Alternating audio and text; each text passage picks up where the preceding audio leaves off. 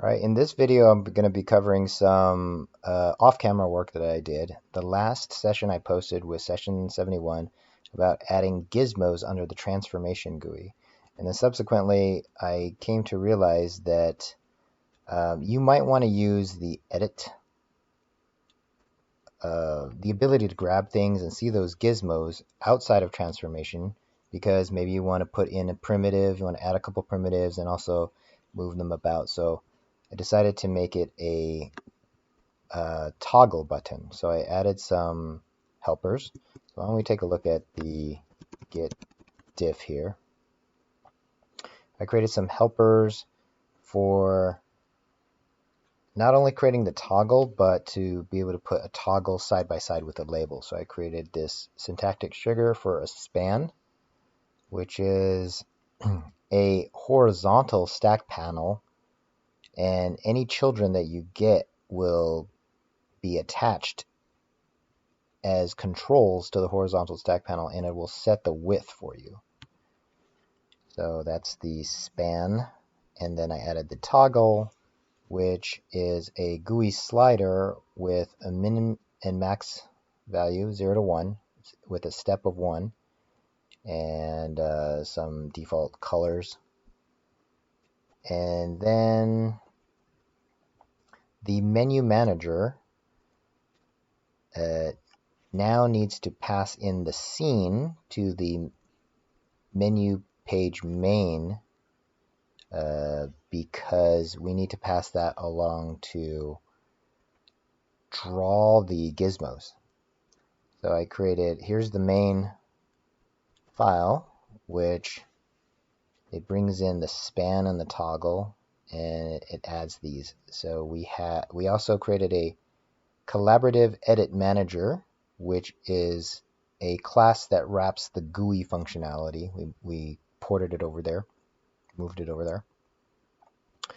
And here we are creating, so we have this function that creates the edit element, and that is creating the toggle button. And then here we're hooking it into some observers. When you're toggling it on, do something. When you're toggling it off, do something. And then we return a span with an edit. So it'll have the word edit, and then it'll have the toggle. And then, yeah, we remove some old menu manager. So I think that's about it.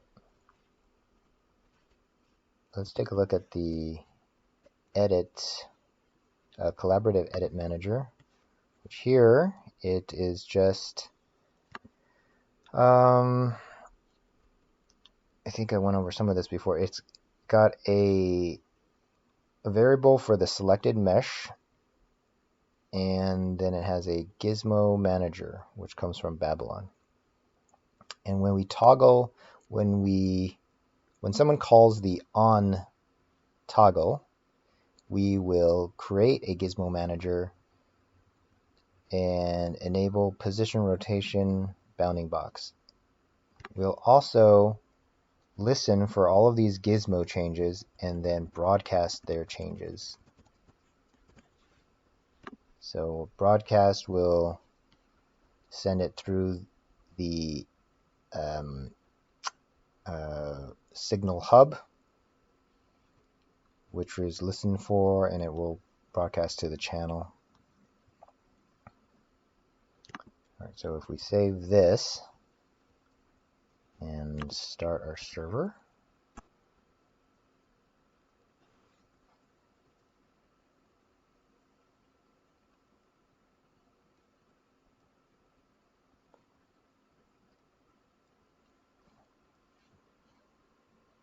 so every time we have this observer that when we're clicking on something, we add this to the selected mesh, or the selected mesh equals that thing.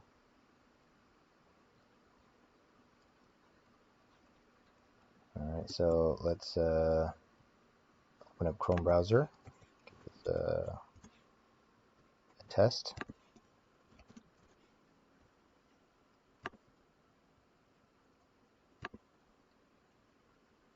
So the other thing we have is that it should automatically clean up after itself. So now I can't click on this to bring up any gizmos. I have to toggle this into the on position. Now I can select this as a gizmo, I can select this as a gizmo, but when I toggle it off, it's off again. Back on, and I can do this. So it cleans up after itself nicely. So that is basically our off-camera work. Let's see if it persists. So I'm going to toggle this on. I'm going to move this, let's see, I'm going to move this upward. So I'm going to drag this green arrow up over here, and I'll just refresh the page. So, and it looks like it stayed there. I'm going to turn it and move it over here now, and refresh, and it looks like it persisted there as well. Is that even a triangle? Yeah, it's a triangle. Alright, what else did we want to do? Okay, so this is a GUI that's on the full screen, and this is supposed to be mounted to the left hand. So we want to be able to listen for the controllers when they're ready, and I have some previous work that we might be able to look into here.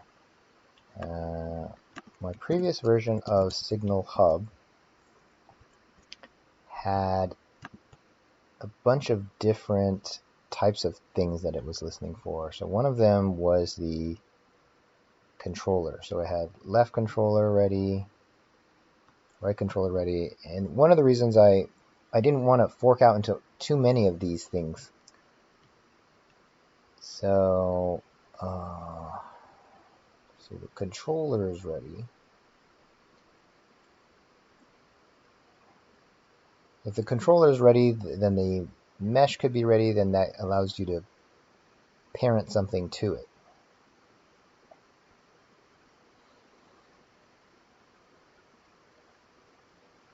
And these are behavior subjects, which means that they always have a value.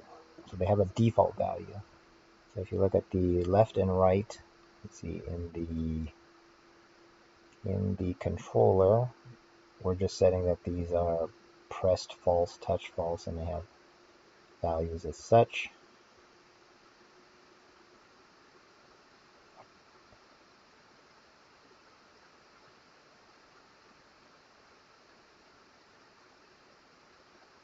So we can look to see where this is being set, or who's sending a message down this thing.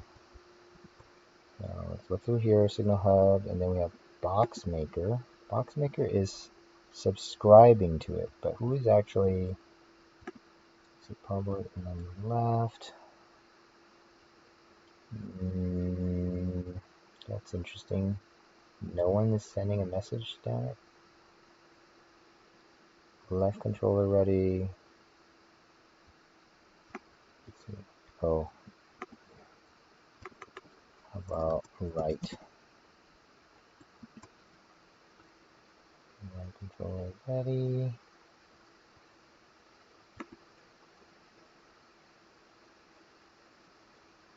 Okay, when the camera is moving, okay, we're sending some signals that the right controller is moving.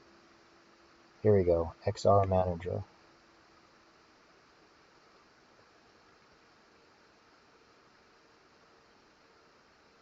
Okay, we're subscribing to messages. Type debug. Oh, we're putting that in the heads up display.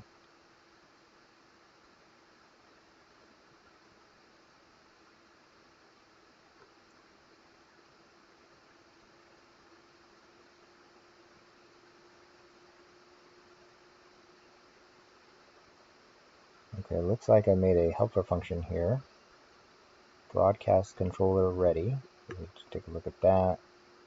Okay, that's why we didn't see it. Oh, because it was a bit redundant to the left hand and the right hand, so we created this bit of code.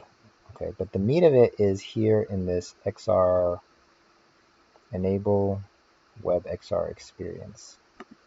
I think we can maybe grab some of this, or let's mount it to the side and take inspiration from it. All of this comes from the Babylon Playgrounds and their documentation, so it's my reinterpretation of that work. So we'll bring up this one, but we'll shrink it, put it to the right.